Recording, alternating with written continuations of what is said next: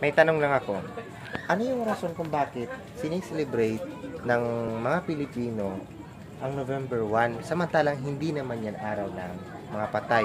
Ngayon po ay All Saints Day, ibig sabihin araw ng mga santo.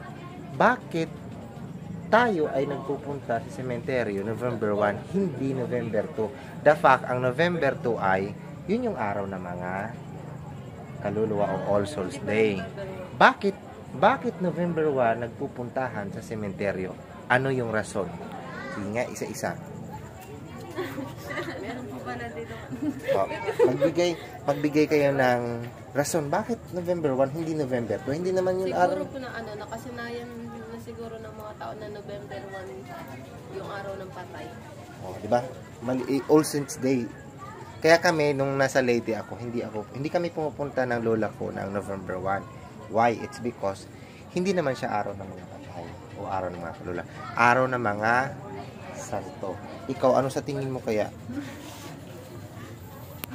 Mas ano mo, nahiya kayo. Sige nga. Pero Huwag na kayo mahiya. Wala naman kayong hiya eh.